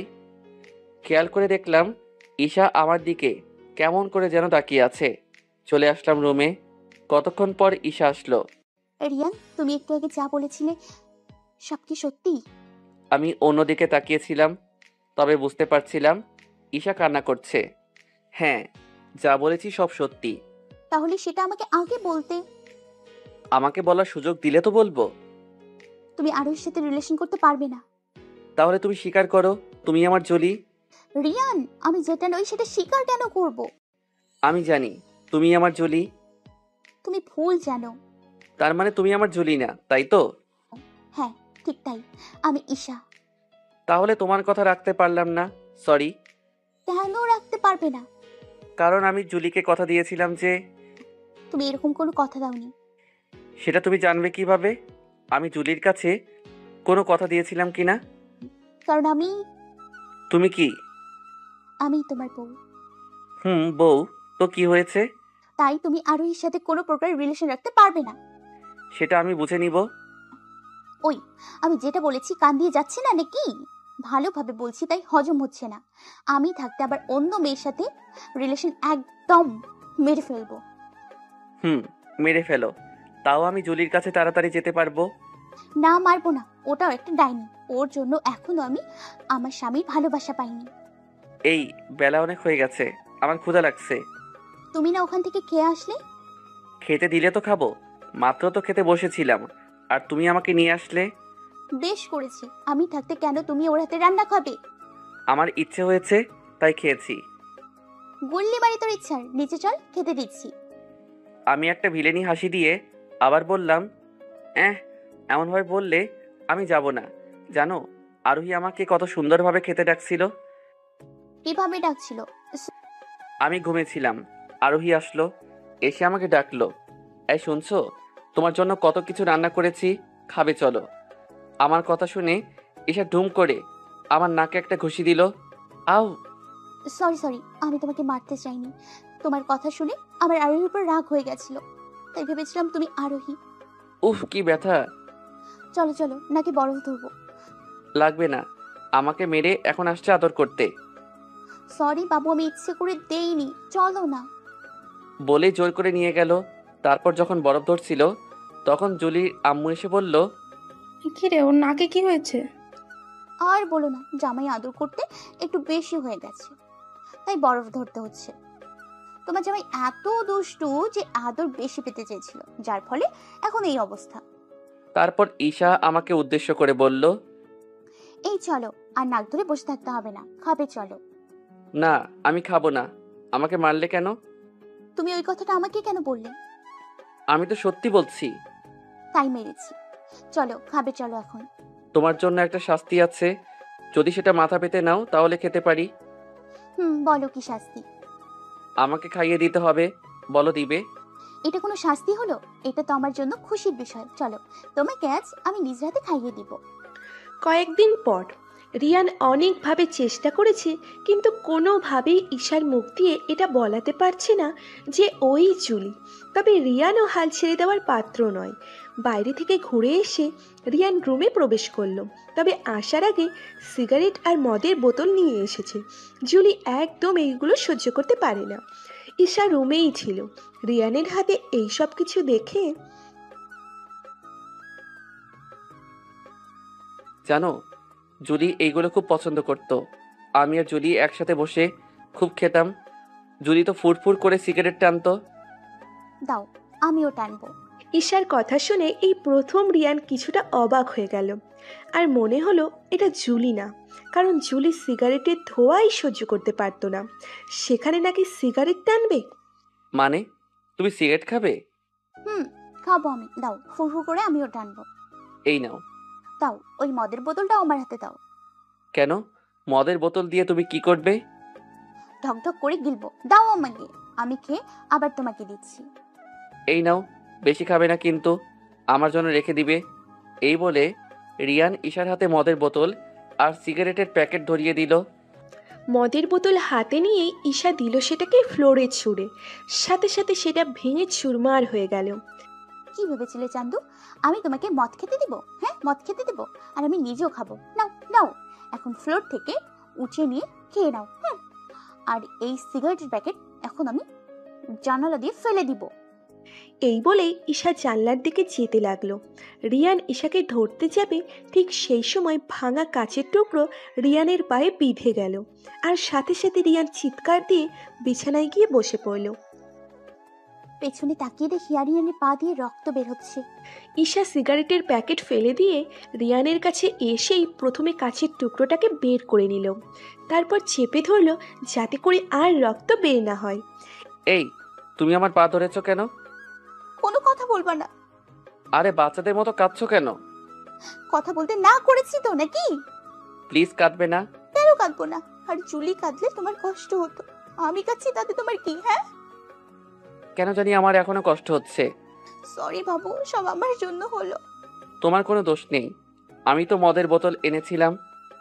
তবু আমি যদি না ভেঙে কোথাও রেখে দিতাম। আমার দিকে একটু তাকাও তো।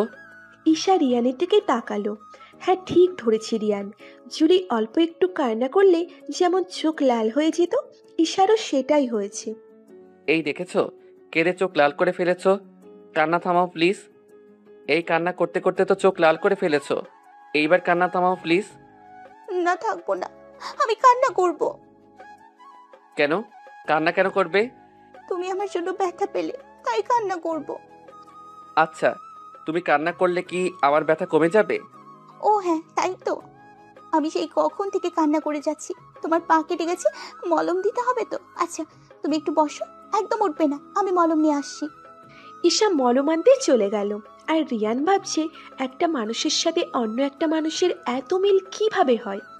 ঈশা মলম নিয়ে এসে রিয়ানের পায়ে লাগিয়ে দিল, তারপর ফ্লোরে পড়ে থাকা কাচের টুকরোগুলো পরিষ্কার করে নিল। রাতে খাওয়া দাওয়া শেষ করে যে যার মতো ঘুমাতে চলে গেল। রিয়ান আর ঈশা পাশাপাশি ঘুমালেও রিয়ান কখনো ঈশাকে স্পর্শ করেনি। ঘুমের ঘোরেই হঠাৎ রিয়ান কি যেন বলছে শুনে ঈশার ঘুম ভেঙে যায়। রিয়ান, তুমি এসব কি বলছো? রিয়ান কোনো উত্তর না দিয়ে আবোল তাবোল বলেই যাচ্ছে। কি হলো রিয়ান, তুমি আমার কথা শুনতে পাচ্ছ না? এমন ভাবে আবোল তাবোল কেন বলছো? এই বলে যখন ঈশা রিয়ানকে ধাক্কা দিল, রিয়ানের শরীর অনেক গরম। ঈশা সেটা বুঝতে পেরে রিয়ানের মাথায় হাত দিয়ে দেখে শরীরে অনেক জ্বর। রিয়ান, এই রিয়ান, হুম। তোমার কি খুব বেশি খারাপ লাগছে? হুম। মাথায় পানি নেবে নাকি জলপট্টি নেবে? রিয়ান কোনো উত্তর দিল না, তবে শরীরে যে পরিমাণ জ্বর, তাতে করে মাথায় পানি দিয়ে সারা শরীর মুছে দিলেই ভালো হবে। ঈশা উঠে পানি আনতে চলে গেল। কিছুক্ষণ পর এসে বালিশের নিচে একটা বড় পলিথিন দিয়ে মাথায় পানি ঢালতে লাগলো। বেশ কিছুক্ষণ পানি দেবার পর ঈশা রিয়ানকে জিজ্ঞাসা করল, এখন কেমন লাগছে? অনেক ভালো লাগছে, তবে আমার পাটা খুব ব্যথা করছে। তোমাকে আমি ব্যথার ঔষধ খেতে বলেছিলাম, তুমি তখন খেলে না কেন? দাঁড়াও, আমার ব্যাগে জ্বরের ঔষধ আছে কিনা দেখি। ঈশা নিজের ব্যাগ খুঁজে ওষুধ বের করলো, সেটা রিয়ানকে খাইয়ে দিল। সারা রাত ঈশা ঘুমাতে পারেনি। কতক্ষণ পর পর মাথায় পানি ঢেলেছে, আর জলপট্টি তো দিয়েই গেছে। রাতের থেকে সকালের দিকে জ্বর অনেক কম। রিয়ান ঘুমিয়েছিল। ঈশা উঠে রিয়ানের জন্য স্যুপ করতে গেছে। স্যুপ করে নিয়ে এসে রিয়ানকে ডেকে তুলল। আমি উঠে বসতে পারবো না, আমার ভালো লাগছে না। একটু কষ্ট করে উঠে বসো, স্যুপটুকু খেয়ে আবার শুয়ে পড়ো। রিয়ান উঠে বসলো, আর ঈশা রিয়ানকে স্যুপ খাইয়ে দিচ্ছিল। এই, তোমার চোখ এত ফুলছে কিভাবে? মনে হয় সারা রাত ঘুমাইনি, তাই এত ফুলেছে। তুমি কিছু খেয়েছো? না, তোমাকে খাইয়ে দিয়ে তারপর খাবো, আর তারপর তোমাকে নিয়ে ডক্টরের কাছে যাবো। রিয়ানকে স্যুপ খাইয়ে দিয়ে ঈশা নিজেও কিছু খেয়ে নিল, কিন্তু খেতে একদম ইচ্ছা করছিল না। তাই অল্প কিছু খেয়ে রেডি হয়ে রিয়ানকে নিয়ে বের হলো। ডাক্তারকে দেখিয়ে ওরা বের হলো। এই, আমার না ঘুরতে যেতে ইচ্ছে করছে। কি বলো, এই শরীর নিয়ে তুমি ঘুরতে যাবে? হ্যাঁ চলো না, আমরা ঘুরতে যাব। চলো চলো। আচ্ছা বাবা, যাবো, কিন্তু কোথায় যেতে হবে বলো? আমরা পাহাড় দেখতে যাব। এই তুমি কি বলো, এই শরীর নিয়ে এত দূরে জার্নি করে যেতে পারবে? যেতে তো আমাকে হবেই, চলো। ঈশা আর কোনো উপায় না পেয়ে যেতে লাগলো, কিন্তু পাহাড়ি রাস্তায় ঢোকার আগ মুহূর্তে রিয়ান বলল, আমি পানি খাবো, গাড়িতে পানি আছে? না, পানি নেই। আচ্ছা তুমি একটু বসো, আমি এই দোকান থেকে পানি নিয়ে আসছি। ঈশা পানি আনতে গেল। পানি কেনা শেষে যখন ফিরে তাকিয়েছে তখন দেখে গাড়ি নেই, সাথে রিয়ানও নেই। ঈশা তো অস্থির হয়ে গেল। রিয়ান গেল কোথায়? কোনো উপায় না পেয়ে ঈশা রিয়ানের নাম্বারে কল দিল। হ্যালো, তুমি কোথায়? আমি তো পাহাড়ি রাস্তায় ঢুকে গেছি। মানে কি তুমি গাড়ি ড্রাইভ করছো? হ্যাঁ করছি, জানো একটুর জন্য ট্রাকের সাথে ধাক্কা লাগাইনি। আরিয়ান তুমি কোথায়? আর যেখানে আছো সেখানে ব্রেক করো, সামনে একটুও যাবে না। সেটা বললে হয়? আজ আমি জুলির কাছে যাব। চুপ শয়তান, এসব কি বলছো? হঠাৎ বিকট একটা শব্দ আসলো। এই আরিয়ান কি হলো, তুমি ঠিক আছো তো? আরে হ্যাঁ, শুধু গাড়িটাকে গাছের সাথে লাগিয়ে দিছিলাম। দেখো আরিয়ান, তুমি কিন্তু একটু বেশি বাড়াবাড়ি করছো। সেটা তুমি করছো। তুমি জুলি হওয়া সত্ত্বেও দিনের পর দিন ঈশার অভিনয় করে যাচ্ছ। আমি জুলি না। হ্যাঁ মেনে নিয়েছি তুমি জুলি না, তাই তো আমি আমার জুলির কাছে চলে যাব। গাড়ির স্পিড এখন 80+। এই স্পিড থামাও, স্পিড থামাও, এই স্পিড থামাও। এমন রাস্তায় কেউ এত স্পিডে গাড়ি চালায়? কিছু হয়ে যাবে তো। হবার জন্যই তো চালাচ্ছি। আমি জুলিকে ছাড়া আর থাকতে পারবো না। আর শুনো, তোমার সাথে আমি অনেক অন্যায় করে ফেলেছি, আমাকে মাফ করে দিও। মাফ? কিসের মাপ? আর কত কষ্ট দিবি তুই আমাকে? হ্যাঁ, আমিই তোর জুলি। সেদিন আমি মরিনি, মরেছিল আমার ছোট বোন অধরা। সত্যি তুমি আমার জুলি তো? হ্যাঁ হ্যাঁ হ্যাঁ, আমিই জুলি। আমি বিশ্বাস করি না। তুমি যদি জুলি হও তাহলে তুমি আমাদের মাঝে ঘটে যাওয়া একটা ঘটনা বলো, যেটা আমি আর তুমি ছাড়া কেউ জানে না। তুই আর আমি একবার ঘুরতে গেছিলাম, সেখানে ওই এলাকার মুরব্বীরা আমাদের নানানভাবে অপমান করেছিল। হ্যাঁ তুমি আমার জুলি। ওকে আমি আসছি। রিয়ান ফিরে আসলো। জুলি এতক্ষণ নানান চিন্তার মধ্যে ছিল। রিয়ান ফিরেছে সেটা দেখে অনেক স্বস্তি পেল, কিন্তু গাড়ির অবস্থা খুব খারাপ হয়ে গেছে। এই তুমি ঠিক আছো তো? তোমার কোনো ক্ষতি হয়নি তো? আমি একদম ঠিক আছি। এখন সব আমাকে বলো, কেন এই নাটক করলে? বলবো, সব বলবো বাসায় গিয়ে। তারপর জুলি গাড়ি ড্রাইভ করে বাসায় আসলো। ওরা সোজা রুমে চলে গেল। হ্যাঁ বলো, এতদিন কেন এত নাটক? আর তোমার যমজ বোন ছিল, সেটা আমাকে বলনি কেন? হ্যাঁ, ও অনেক ছোট থেকেই নানুর বাসায় থাকে। আর সেদিন যখন আমি বের হয়েছিলাম তখন অধরা আমাকে বলল ও নাকি তোমার সাথে ঘুরতে চায়। আমি অনেকবার না করার সত্ত্বেও অনেক জেদ করে, তাই ওকে পাঠিয়ে দিই। সেদিন আমি তোমার সাথে থাকলে হয়তো আমি বেঁচে থাকতাম না। ওর মৃত্যুর জন্য তোমাকে দায়ী করেছি, তাই তো। আর তোমার সামনে এসে এটা কখনো বলিনি তোমার যদি মরেনি, বেঁচে আছে।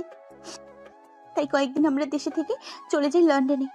তোমার খোঁজ খবর সব সময় নিয়েছি, কিন্তু শুনতাম দিনের পর দিন তোমার অনেক অবনতি হচ্ছে। তাই নিজের মুখে প্লাস্টিক সার্জারি করে চলে আসলাম দেশে, যাতে করে আমাকে চিনতে না পারো। আমি জানতাম হঠাৎ করে আমাকে দেখলে তোমার বড় ধরনের ক্ষতি হয়ে যেতে পারে। আর বলতে পারবো না, যতটুকু দরকার ততটুকুই বললাম। কিন্তু তারপরেও কেন আমার কাছে পরিচয় লুকালে? আমি দেখতে চেয়েছিলাম তুমি অন্য কাউকে পেয়ে জুলি মানে আমাকে ভুলে যাও নাকি, কিন্তু আমি যেটা দেখলাম আমি ভুল কাউকে ভালোবাসিনি। আমি এমন একজনকে ভালোবেসেছি যে শুধু আমাকেই ভালোবাসে। এই বলেই জুলি রিয়ানকে জড়িয়ে ধরল। আউ! কি হলো? হাতে ব্যথা। কিভাবে পেলে? যখন গাছের সাথে গাড়ি ঘষে গেল তখন পেয়েছিলাম। হ্যাঁ, তুমি তো একটা হারামি। সত্যি কিভাবে বের করে নিতে হয় ভালো করেই জানো। I love you. I love you too. আর কখনো ছেড়ে যাবে না তো? না, আর কখনো যাব না। এভাবেই চলবে তাদের ভালোবাসাময় জীবন।